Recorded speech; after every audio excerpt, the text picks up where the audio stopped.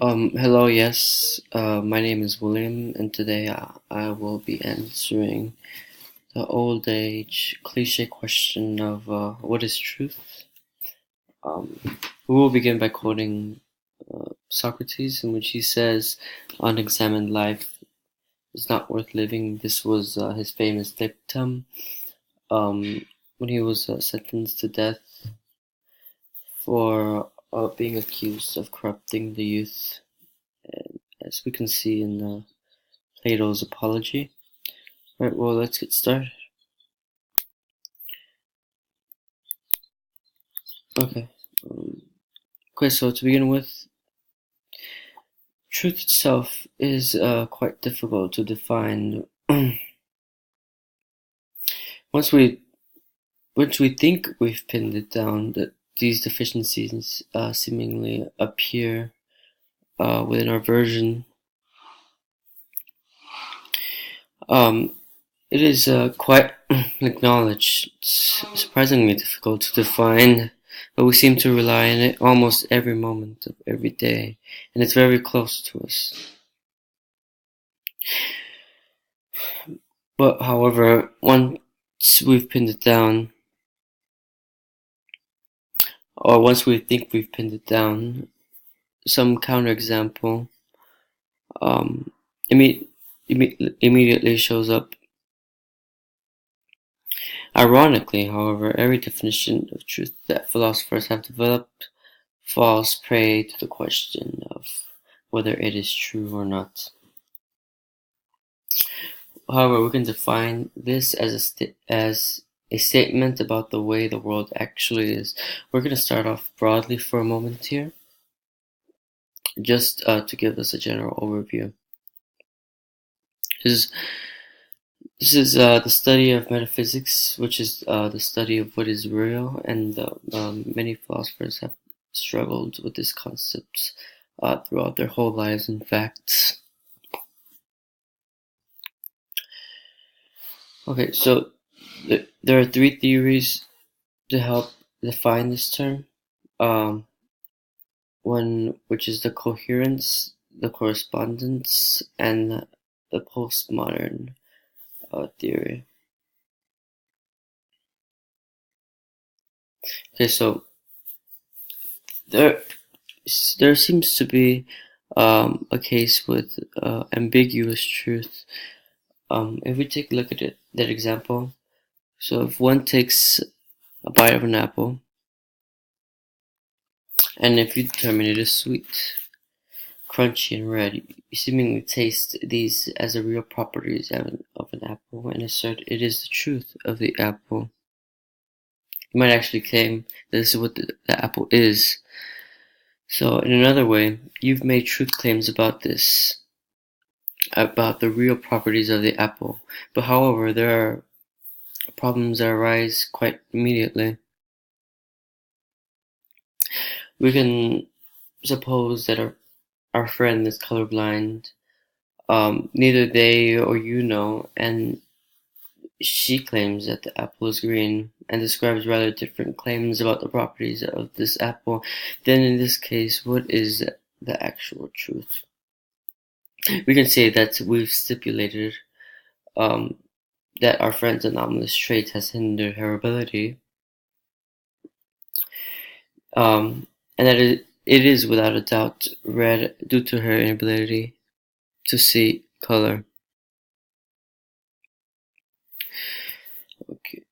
Now we can now let's suppose that we are all colorblind. No single person has access to the truth. We all perceive the apple is green.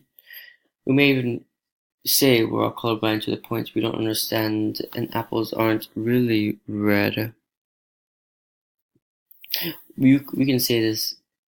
We can say that this is a knowledge problem rather than one of the truth. Um, the apple is in fact red, but we firmly believe it is green. In this case, the truth has little to no role in what we believe in. The truth does not play a role in our epistemology.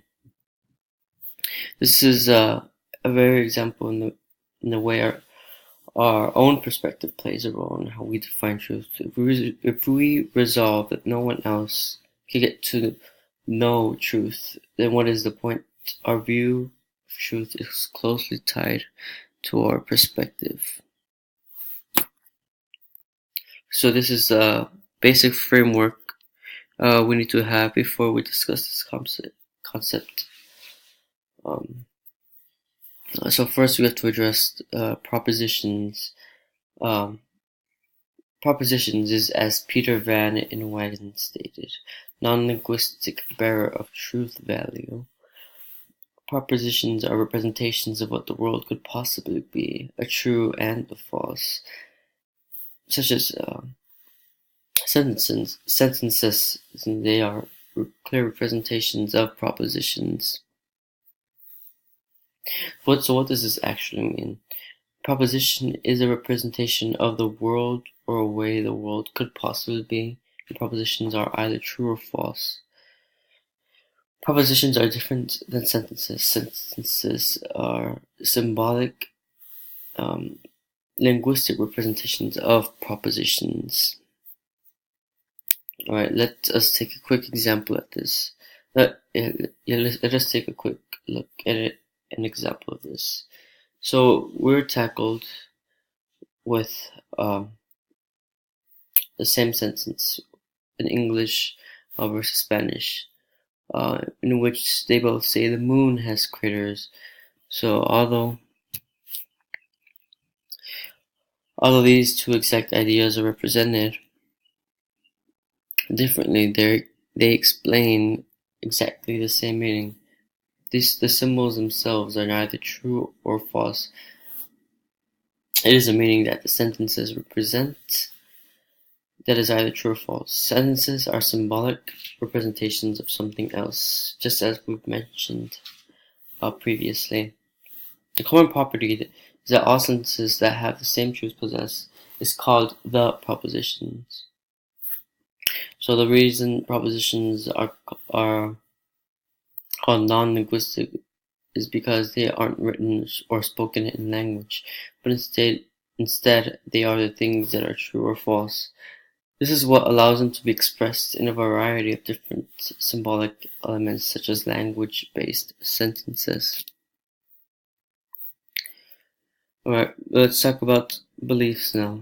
Beliefs are simply things that don't exist outside the mind that people possess, and oftentimes beliefs incline a person to behave in a certain way as to believe that their belief is true. Simply put, a belief is a proposition that a person accepts to be true in representing the world around them.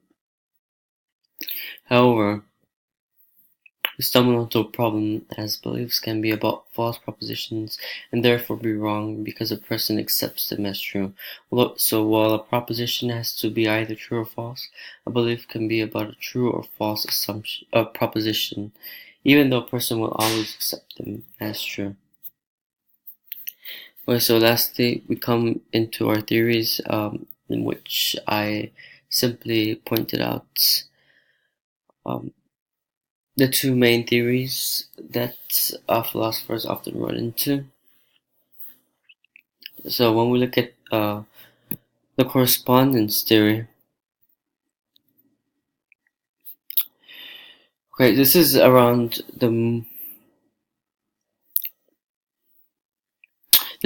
stems from a rationalist tradition in philosophy, and philosophers who argue for this theory hold that there is a world external to our beliefs that is somehow accessible to the human mind. So even more specifically, correspondence theorists hold that there are a set of truth-bearing representations about the world that align to or correspond with reality or states of affairs in the world. So, as I put it here, it says it bases the validity of a belief on its consistency with all other beliefs in a system of beliefs. In idealism, all beliefs and ideas are said to cohere with one another. One possible explanation for this is due to the fact that perhaps the world was created by a rational agent, or because the world is reasons itself. Every now observational facts must be integrated to existing facts in order to make the coherent, although perfection is not necessarily sought. Coherence may be internal to a personal set of beliefs that are accessible to a subject. As such, coherence is one way to justify this belief. Now let's look at the correspondence theory, which I'd say is the most common and widespread view of understanding the nature of truth. It argues that the truth is whatever corresponds to reality. An idea that corresponds with reality is true, and one that does not is false. Also, a fact cannot be either true or false due to the fact that it is simply the way the world is. And so the reason we label certain beliefs as true is because they correspond to reality.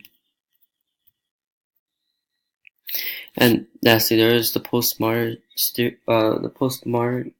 theory. However, this one is quite different, as it covers a wide theoretical area, but informs modern epistemology, particularly when it comes to truth. Postmodern theories of truth are difficult to articulate in strict terms because postmodern theorists tend to eschew hard and fast definitions.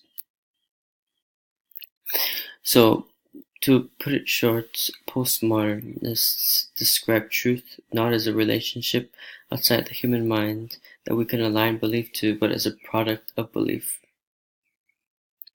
We can never really access reality because we can never get outside our own beliefs to do so. So in actuality, our beliefs simply function as filters that keep reality beyond us. Well, these describe these three theories, and I hope it's become a little bit clearer as to what people mean when they say what is truth. So thank you very much.